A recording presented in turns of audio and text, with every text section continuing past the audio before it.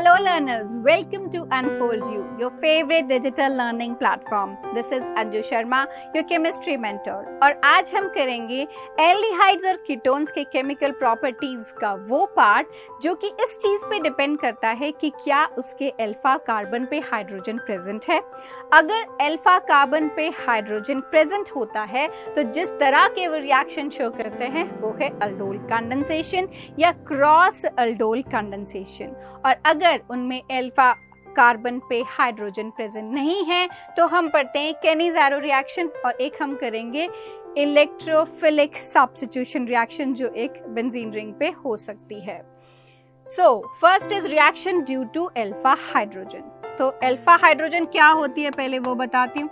जैसे आपके पास कोई भी एल्डिहाइड है तो इस ग्रुप का जो पहला कार्बन है that is called alpha carbon और उसके ऊपर जो हाइड्रोजन है that is alpha hydrogen।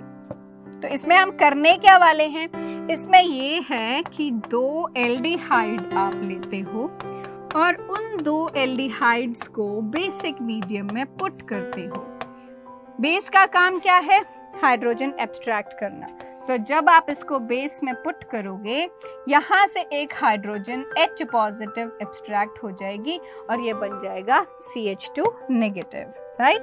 सो हम इसको नेक्स्ट स्टेप में शो कर देते हैं ताकि कोई कंफ्यूजन ना हो, राइट। तो ये CH3 था, अब यहाँ पर बेस ने एक H पॉजिटिव एब्स्ट्रैक्ट करके इसमें बना देगा ये, राइट। इसमें क्या हुआ, इसमें हुई H पॉजिटिव की एब्स्ट्रैक्शन और जो दूसरा मॉलिक्यूल है इसमें होगी कार्बोनाइल शिफ्ट।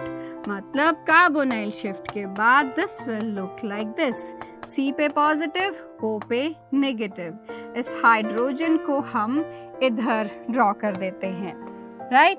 सो अब कार्बोनाइल शिफ्ट होने के बाद और हाइड्रोजन एब्स्ट्रैक्ट करने के बाद ये जो दोनों हैं आपस में कंबाइन कर जाएंगे। अब कंबाइन करने के बाद क्या हो रहा है, ये बन जाएगा CH3C, O पे नेगेटिव, H पे positive and CH2C double bond OH। फिर एक H पॉजिटिव एब्स्ट्रैक्ट करके यहाँ पर O के साथ H लग जाएगा। तो this will give you CH3COH, this side H, CH2 and C double bond OH। अभी ये जो ग्रुप है इसमें एल्डिहाइड और अल्कोहल दोनों ग्रुप प्रेजेंट हैं। That is why it is called aldol, aldehyde plus alcohol.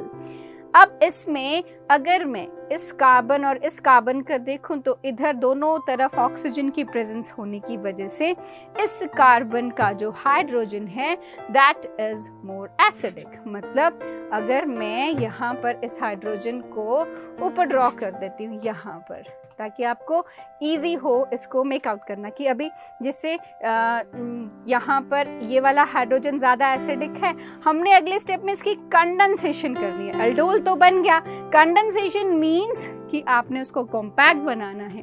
तो ये वाटर मॉलिक्यूल यहाँ से एलिमिनेट होगा, इधर से नहीं इधर से हाइड्रोजन जाएगा and what will you get now, this is CH3। CH3 के बाद यहाँ पर डबल बॉन्ड आ जाएगा, इधर हाइड्रोजन है, इधर भी हाइड्रोजन है एंड इधर है aldehyde group, right? So this compound is aldol condensation product, जिसमें पहले आपके पास एल्डिहाइड और अल्कोहल ग्रुप था और बीच में से एक हाइड्रोजन के साथ ये OH ग्रुप होके यहाँ डबल बॉन्ड बन जाता है।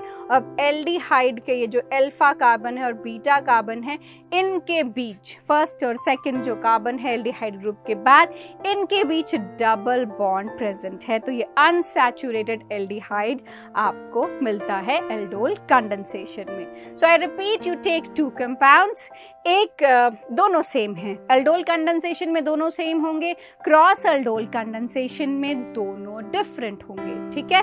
तो दो एल्डिहाइड्स लिया, बेस लिया, एक में होगी हाइड्रोजन एब्स्ट्रैक्शन, दूसरे में होगी carbonyl shift. After that they will look like this. This is a carbonyl shift and यहाँ पर हो गई हाइड्रोजन एब्स्ट्रैक्शन.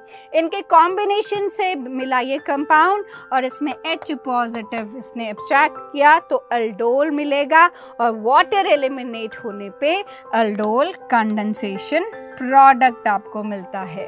सो ये वो रिएक्शन शो किया जिसके पास अल्फा कार्बन पे हाइड्रोजन प्रेजेंट है.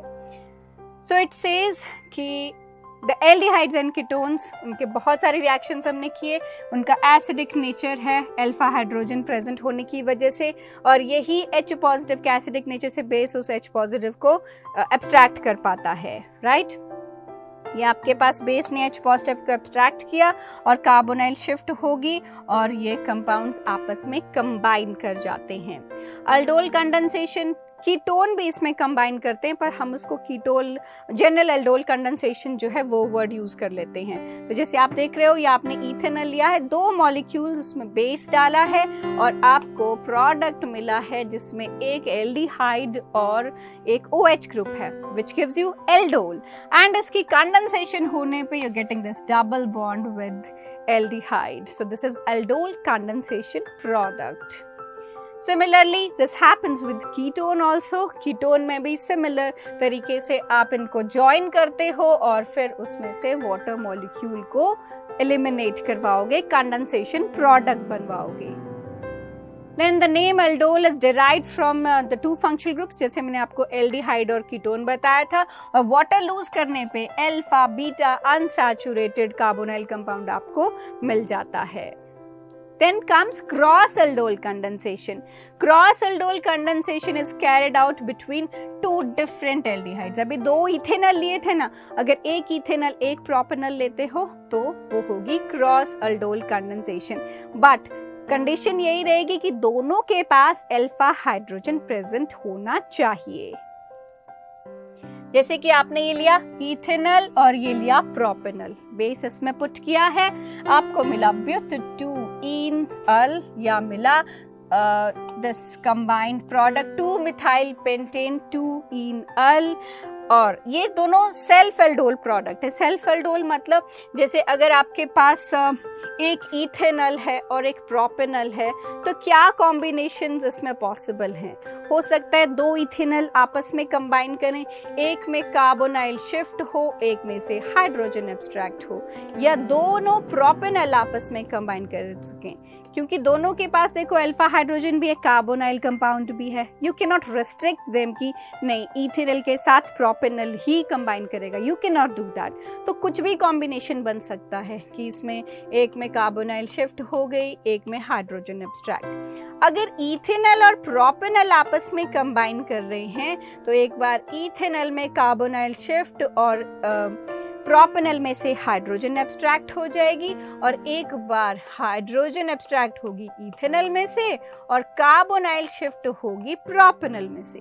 सो आपको ये 4 कॉम्बिनेशंस इसमें मिलते हैं जिसकी वजह से आपको 4 प्रोडक्ट्स ऑब्टेन होती हैं क्रॉस अल्डोल कंडेंसेशन में. जब सेम तरह के मॉलिक्यूल्स कंबाइन कर रहे हैं हम इनको बोलते हैं सेल्फ अल्डोल प्रोडक्ट्स और जब डिफरेंट मॉलिक्यूल्स कंबाइन कर रहे हैं हम इनको बोलते हैं cross aldol products. Same mechanism follow होगा जो मैंने आपको पहले कराया, बस क्रॉस अल्डोल में 4 प्रोडक्ट्स मिलेंगी इसीलिए उसकी यील्ड अच्छी नहीं होती है.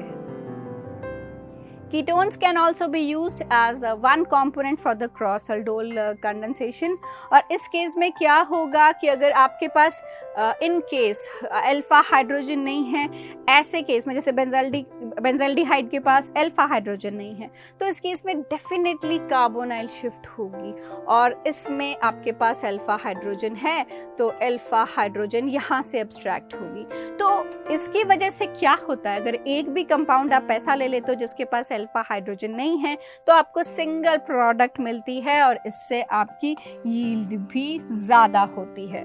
मतलब यहाँ पर अब कार्बोनाइल शिफ्ट होगी, यहाँ से हाइड्रोजन एब्स्ट्रैक्ट होगा and both of them combine together and then elimination of water molecule takes place. Then comes Cannizzaro reaction. Cannizzaro reaction तब होता है जब एल्डिहाइड के पास अल्फा हाइड्रोजन नहीं होता है। तो जैसे फॉर्मेल्डिहाइड है और बेंजल्डिहाइड है, दोनों ही कंपाउंड्स के पास अल्फा हाइड्रोजन एब्सेंट है। अब इसमें आप strong concentrated base almost 50% base आप डालते हो इसमें, और इसमें क्या होगा, ये this is kind of disproportionation reaction, जिसमें एक चीज ऑक्सीडाइज होगी और एक चीज रिड्यूस। तो आपने एल्डिहाइड लिया है, एल्डिहाइड की रिडक्शन से बनता है अल्कोहल और उसकी ऑक्सीडेशन से बनेगा एसिड डेरिवेटिव, राइट। सो जैसे KOH आपने डाला है तो HCOOK, potassium formate you are getting on oxidation, and on reduction you're getting an alcohol जो कि है methanol. Similarly benzaldehyde में भी on reduction you'll be getting alcohol जो कि हो गया benzyl alcohol, and on oxidation you're getting an acid जो कि आपने NaOH डाला है तो सोडियम का डेरिवेटिव आपको मिल रहा है sodium benzoate. So Cannizzaro reaction, concentrated base, disproportionation reaction, oxidation और रिडक्शन दोनों प्रोसेसेस हो रही हैं, दोनों प्रोडक्ट मिल रहे हैं, अल्कोहल भी मिल रहा है, एसिड भी मिल रहा है। एल्डिहाइड की रिडक्शन से अल्कोहल, ऑक्सीडेशन से you getting acid, but condition वही, अल्फा हाइड्रोजन नहीं होना चाहिए। And last is this electrophilic substitution reaction. So as we know, जो benzaldehyde है उसमें कार्बोनाइल ग्रुप प्रेजेंट है जो कि एक withdrawing ग्रुप की तरह बिहेव करता है। So it withdraws electrons.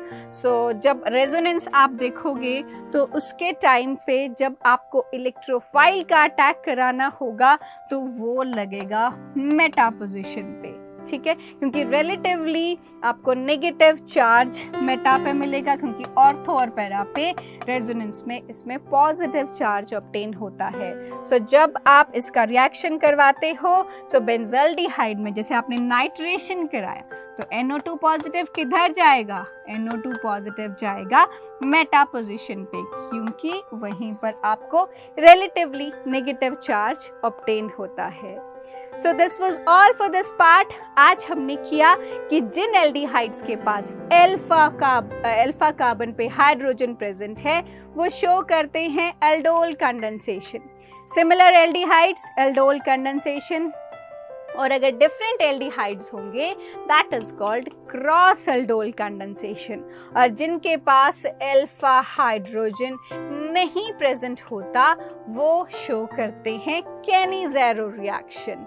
Plus जो बेंजल्डिहाइड हैं वो इलेक्ट्रोफिलिक सब्स्टिट्यूशन रिएक्शन शो करते हैं और वो होते हैं मेटा डायरेक्टिंग। तो इसके साथ ही हमारा ये पार्ट खत्म होता है। हम नेक्स्ट पार्ट में फिर मिलेंगे नए टॉपिक के साथ, which is carboxylic acids. So till then keep learning, keep revising. Thank you.